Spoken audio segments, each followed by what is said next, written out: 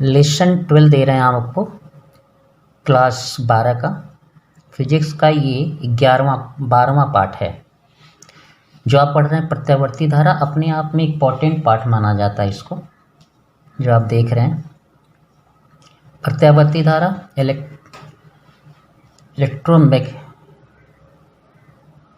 Electromagnetic current,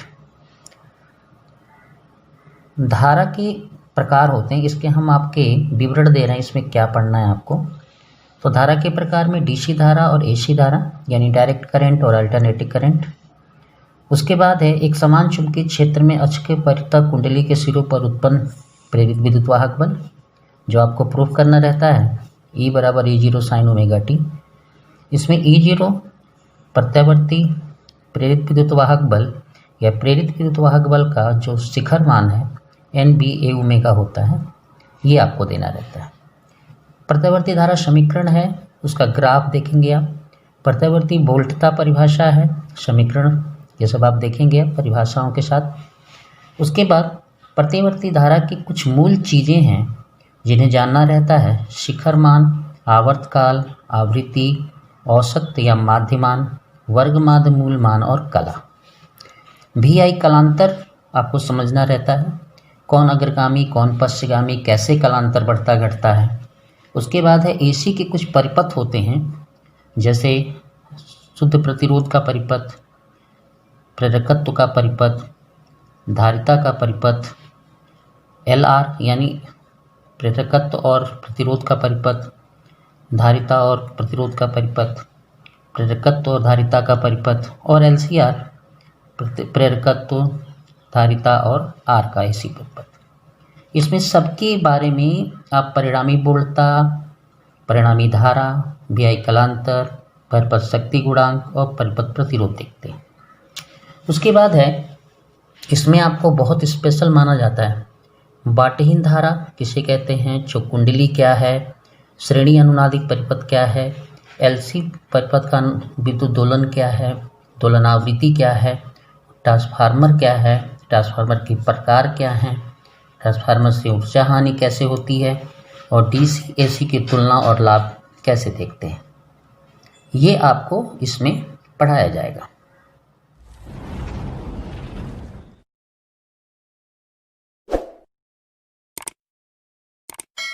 जैसा कि हम आपको भी बता रहे थे पीछे कि प्रत्यावर्ती या प्रेरित विद्युत वाहक बल हम कैसे निकालते हैं, उसके लिए हम सबसे पहले एक छोटी चीज़ देखते हैं, प्रत्यावर्ती धारा जनित अल्टरनेटिव करंट जनरेटर। इसी से प्रेरित विद्युत वाहक बल या प्रत्यावर्ती विद्युत वाहक बल हम निकालते हैं, और कैसे प्रेरित धारा बनती है वो हम आपको दिखा रहे हैं। ऐसा यंत्र जिसमें प्रत्यावर्ती धारा या वोल्टता का उत्पादन किया जाता है उसे हम प्रत्यावर्ती जनित्र कहते हैं। सब मिला के ये भी कह सकते हैं कि यांत्रिक ऊर्जा को हम AC धारा में बदलते हैं, यानी विद्युत ऊर्जा में बदलते हैं। ठीक है, ये करते हैं। इस यांत्रिक ऊर्जा जो होती है, यानी गतिज ऊर्जा, स्थितिज ऊर्जा को यांत्रिक ऊर्जा कहते हैं, तो विद्युत ऊर्जा में बदलते हैं, वो भी AC के रूप में, यानी प्रत्यावर्ती धारा के रूप में। इसको जिसने बनाया था प्रत्यावर्ती जनित्र को, वो निकोल टेस्ला थे। यह यंत्र फैराडे की विद्युत चुंबकीय प्रेरण के नियम पर कार्य करता है। ठीक है, उस नियम में क्या था, चुंबकीय फ्लक्स परिवर्तन जब होता है तो परिपथ में प्रेरित विद्युत वाहक बल उत्पन्न होते हैं, प्रेरित धारा उत्पन्न होते हैं। तो ये आपका यंत्र है। ये दो शक्तिशाली चुंबक यूज किए जाते हैं स्थायी रूप से। उसमें ये आर्मेचर है आपका बना हुआ, जो बनता है, कुंडली होती है जिसे नर्म लोहे की प्लेट पर बनाते हैं। ये जो तांबे की कुंडली होती है, तांबे तार की हो जाए, एल्युमिनियम की हो जाए, इसमें दो सर्पी वलय होते हैं, C1 और C2 जो आप देख रहे हैं, और एक होता है कार्बन ब्रश। कार्बन ब्रश होता है ये वाला B1 B2। उसके बाद जिस करंट का जो हम यूज करते हैं वो यहाँ से ले जा कर के यूज करते हैं। ठीक है, ये सिद्धांत होता है इसका कि जब कुंडली को शक्तिशाली चुंबकीय क्षेत्र में अपनी अक्ष के परितः घुमाते हैं, घुमाया जाता है, या घूमती है तो कुंडली से गुजरने वाले चुंबकीय फ्लक्स रेखाओं की संख्या में निरंतर परिवर्तन होता है और फैराडे के अनुसार कुंडली में प्रेरित विद्युत वाहक बल है ना उत्पन्न हो जाता है। संगत प्रेरित धारा भी मिलती है, ठीक है ना, या प्रत्यावर्ती धारा मिलती है। यही मान लिया जाए, यदि यह मान लेते हैं कि n फेरों की ए क्षेत्रफल वाली एक कुंडली है, चुंबकीय क्षेत्र B में ओमेगा कोणीय वेग से घूम रही है। देखिए ये इसकी शाइनिंग है जो आपको समीकरण में घुस आती है तो उसको समझना पड़ता है। तो कुंडली का चुंबकीय फ्लक्स जो होगा फाई बी बराबर एन बी ए होगा, यानी कुंडली की संख्या बी ए फ्लक्स होगा। तो इसको जब हम चेंज करेंगे कॉस में, कॉस थीटा की जगह ओमेगा टी लिखेंगे, ये हमने लिख दिया। अब प्रेरित विद्युत वाहक बल जो होता है चुंबकीय फ्लक्स परिवर्तन की दर होता है। इसका मतलब ये हुआ कि इस समीकरण का हम समाकलन कर देंगे, अवकलन कर देंगे।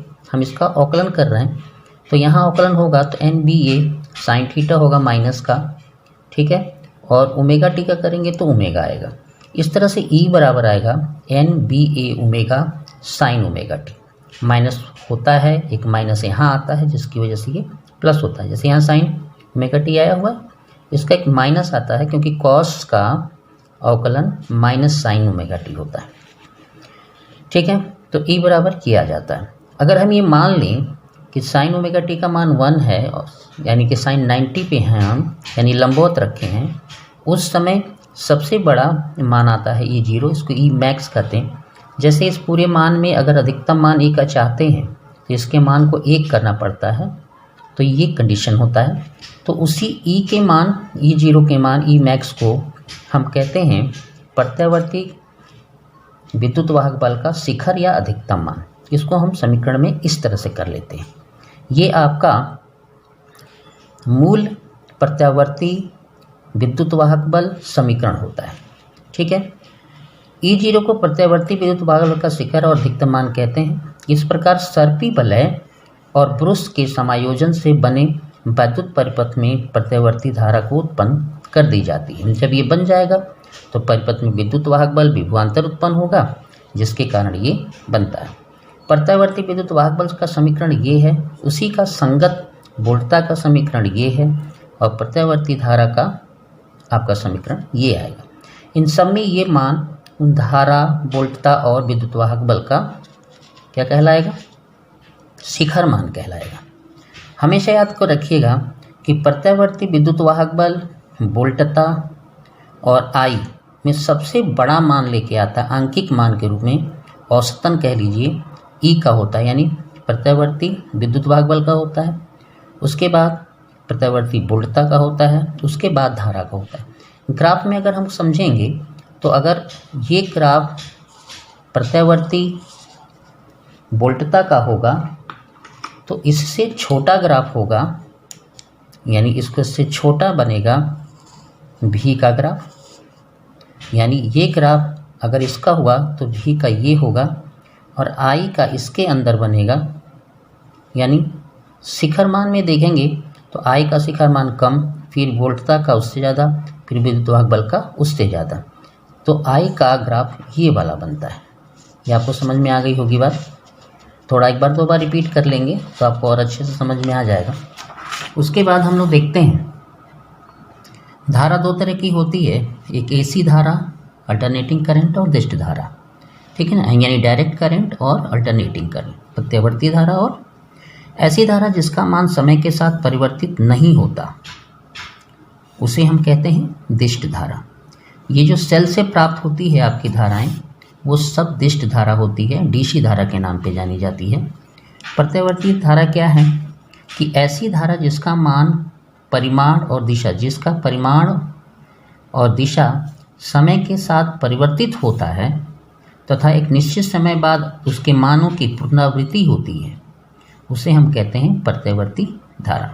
ऐसी धारा जिसका परिमाण और दिशा दोनों समय के साथ क्या हो, परिवर्तित हो, और एक निश्चित समय बाद उन्हीं मानों की पुनरावृत्ति होती हो, उसे हम कहते हैं प्रत्यावर्ती धारा। जैसे इसमें दिखा रहे हैं हम आपको, जैसे देखिए यहाँ से समय के साथ ऐसे ही समय का ग्राफ है, समय अगर हम बढ़ा रहे हैं तो ये देखिए मान बढ़ रहा है, फिर उसके बाद घट रहा है, घटने के बाद फिर मिनिमम आ रहा है यानी नेगेटिव आ रहा है, फिर जो है यहाँ से देखिए यही मान फिर से दोहराया जा रहा है। इस ग्राफ में देखिए कि ये वाला पूरा ग्राफ यहाँ भी शो कर रहा है और यहाँ भी शो कर रहा है, यानी इसके मान की लगातार एक निश्चित समय बाद क्या हो रही है, पुनरावृत्ति हो रही है।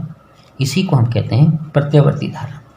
इसका समीकरण होता है I बराबर I0 साइन ओमेगा टी। ठीक है, ये ग्राफ ही होता है, ये ग्राफ ऐसा ग्राफ है, ये समीकरण है, इसी समीकरण से ये ग्राफ बनते हैं। प्रत्यावर्ती वोल्टेज की परिभाषा देखें तो ठीक उसी की तरह होगी।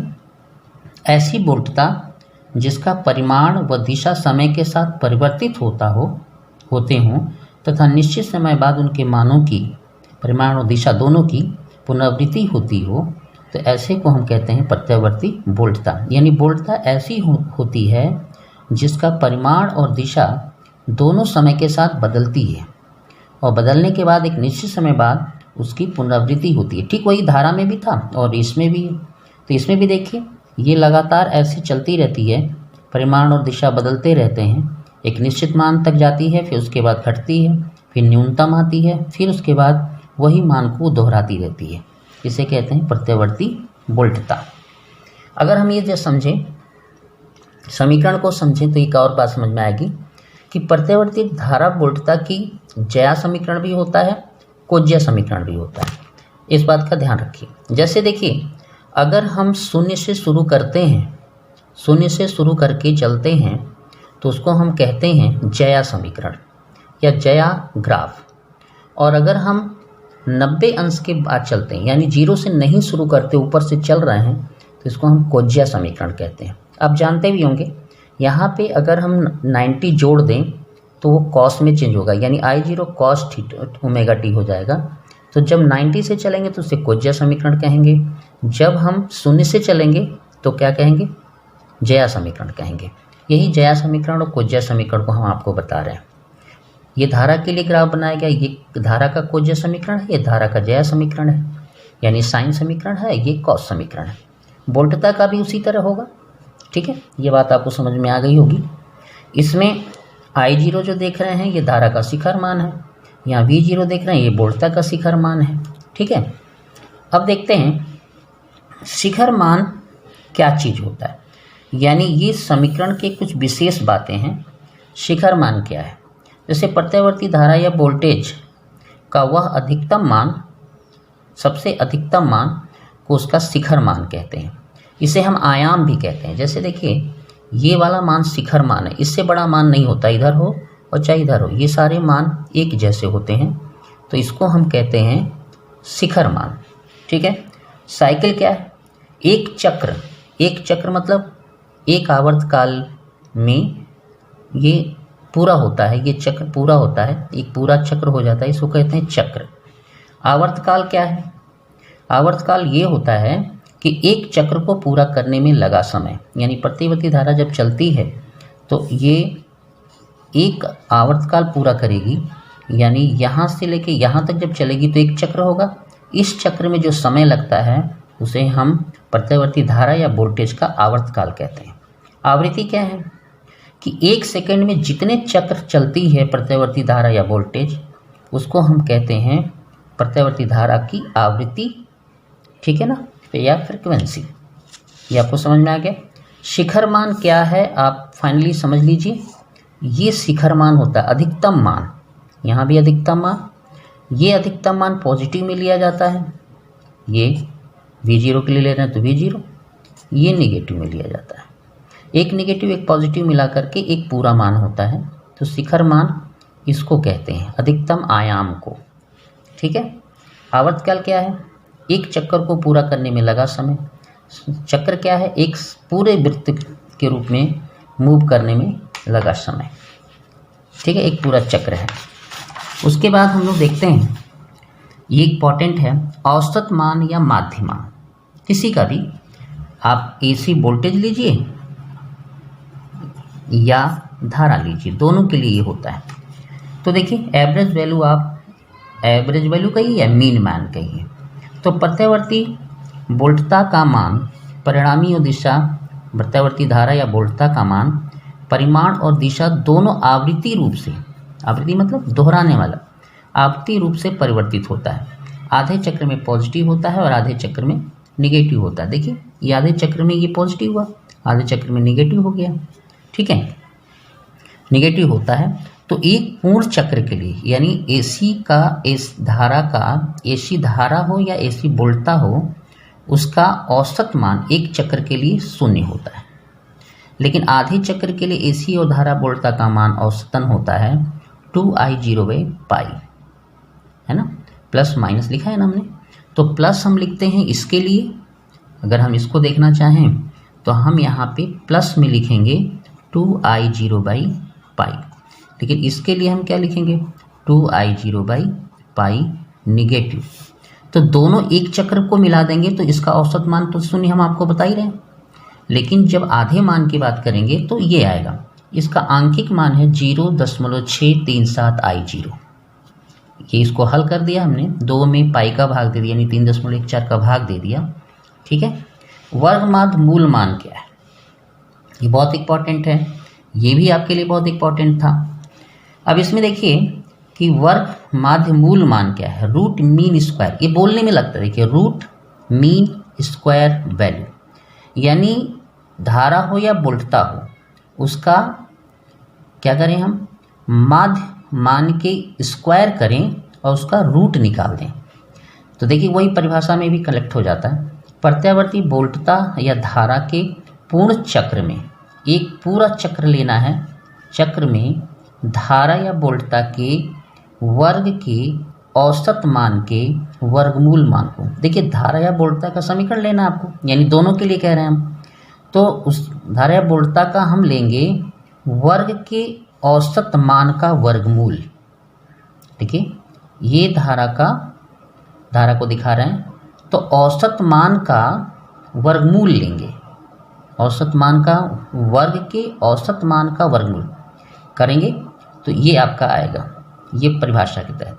तो I इसमें क्या है, I0 square sine square omega T, हमने स्क्वायर करने के लिए कहा है, तो ये AC हमने लिखा है, IAC के लिए दे रहे हैं तो AC लिखा है, तो स्क्वायर हुआ। तो अब इसमें एक चीज़ देखिए कि साइन स्क्वायर ओमेगा टी का माध्य मान होता है 1/2, स्क्वायर को आप बाहर कर लें, 45 डिग्री का मान माध्य होता है, तो उसी के लिए 1/2 होता है, स्क्वायर करेंगे तो 1/2 होगा, ठीक है। तो I0 बराबर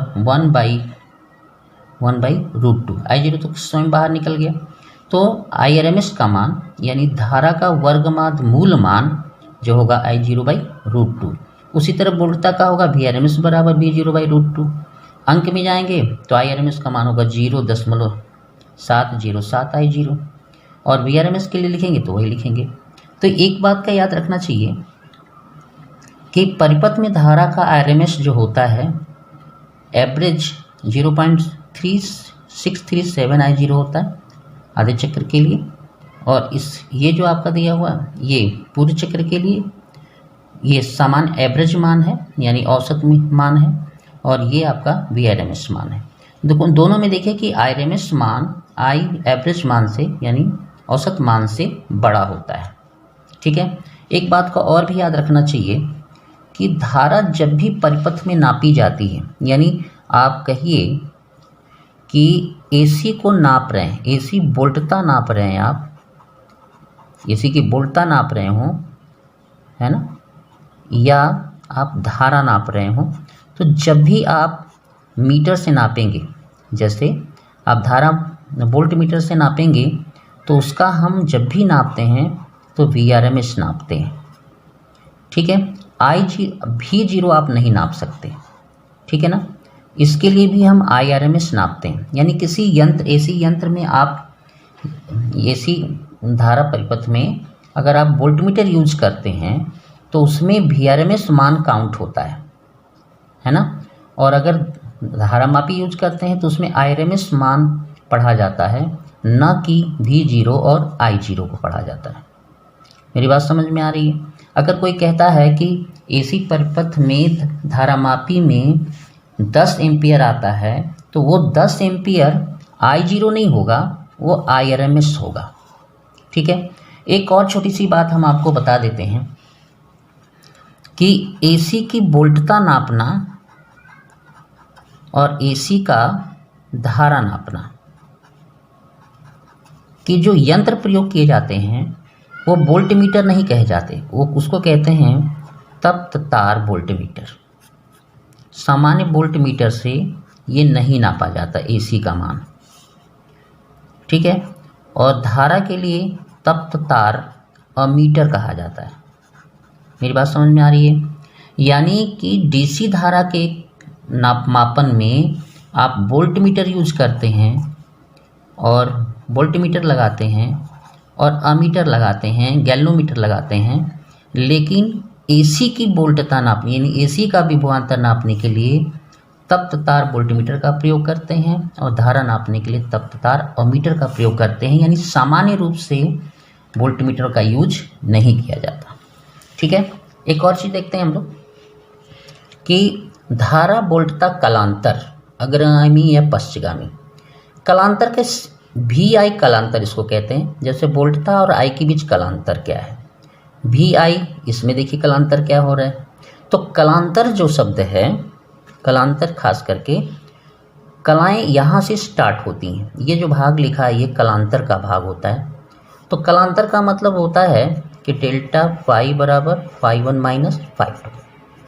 अगर φ1 हम इसको कह रहे हैं तो यहाँ क्या लिखेंगे ओमेगा टी, यहाँ क्या लिखेंगे ओमेगा टी, कट के क्या हो जाएगा 0।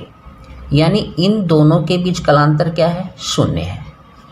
इनमें अगर हम देखेंगे φ1 माइनस φ2 इसमें भी लगाएंगे तो हमारा देखिए यहाँ पे फाई है इतना, माइनस लगा के यहाँ माइनस में है तो यहाँ लगाएंगे ऐसे, तो ये हो जाएगा, ठीक है ना, 2 यानी इनके बीच कलांतर कितने का है 2 फाई का है और इसके बीच कलांतर कितने का, शून्य का।